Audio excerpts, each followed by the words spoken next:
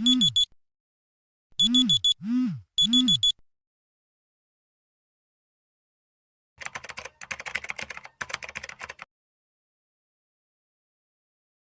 2 days into college and I'm 3 lectures behind. There's this guy, let's name him Colin. He says he wants to be mine, but it doesn't really sit with me quite right, cause he doesn't really like the things I like, and I keep accidentally locking myself out of my dorm in the middle of the night.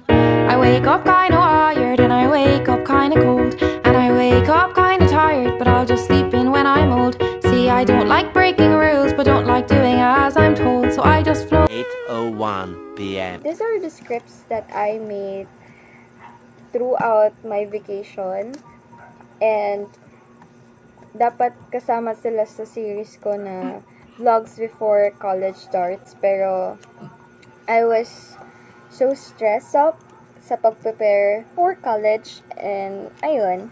So I realized, instead mag-focus doon sa feeling na I feel like a failure because hindi ko natapos yung series like how I planned it, pero sige, go ra.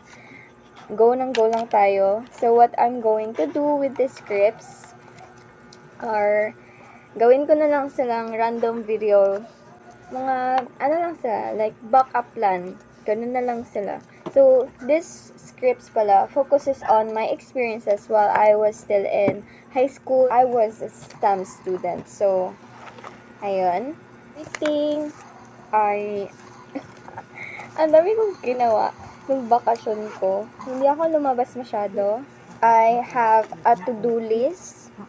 Yan siya. Research din ako ng mga key points. Ano yung mga recommend nila ng mga study tips. Okay. Nilista ko lahat. And tomorrow, I will study this.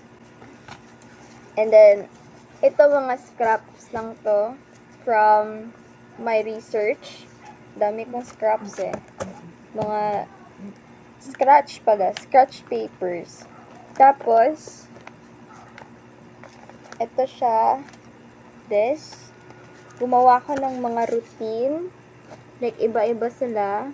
Pag may period ako, and sa schedule ko, yan siya. Morning. Pag may period ako, ito siya. Tapos, tuwing Wednesday, wala akong pasok. So, may routine din ako pag wala akong pasok. The reason bakit I choose this, so I wrote this.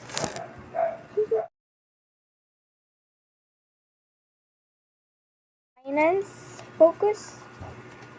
Nakalista dito lahat ng mga bibilhin ko. Ito, rated to have this kind of sa scratch paper lang to siya. Para may gamit yung mga scratch paper. Ayan. I prepped this. Parang motivational to siya na page. Ito siya. I'm a hopeless romantic, okay? Don't judge me. I'm a hopeless romantic person. And I don't know, every day, I just feel like I'm reminding myself to always love. And then sa next page, it's just a reminder of how I'm going to deal with my parents. Minsan I feel like my mom is my enemy, pero she is not your enemy, okay? And sometimes my dad is just so hard to deal with, especially emotionally and mentally, nakaka-stress. Okay?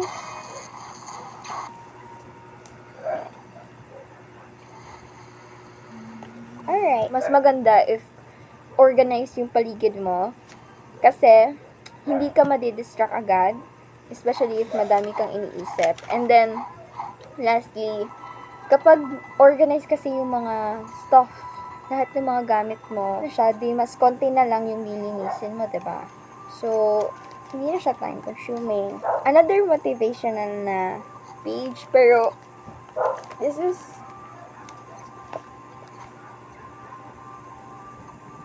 okay. Before 2023 and I did this.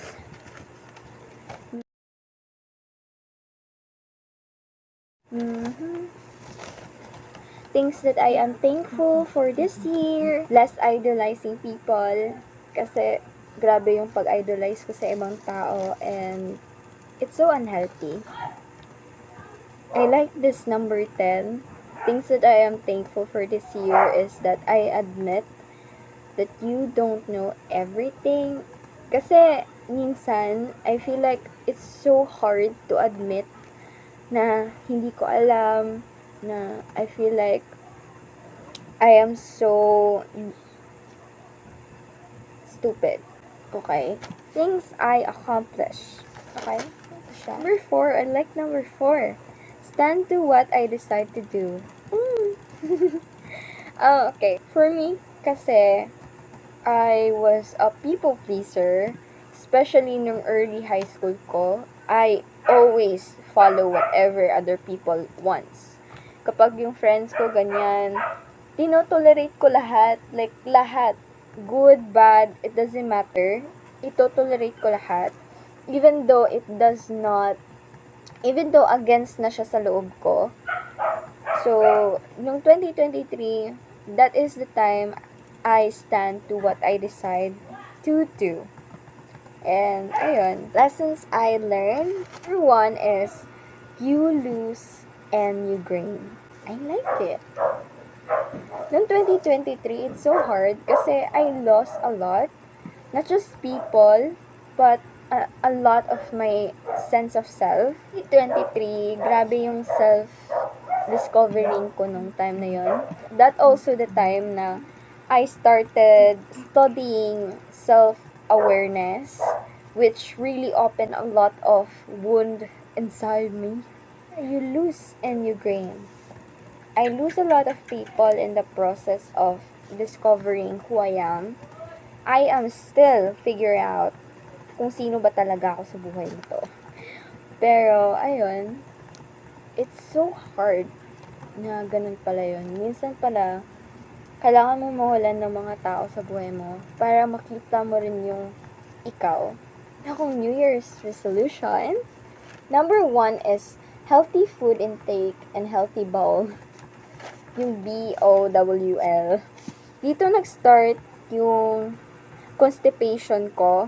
And when January hit, January 2024, lumala siya.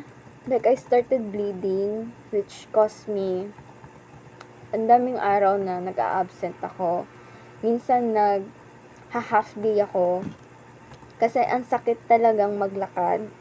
And I don't wanna tell other people about it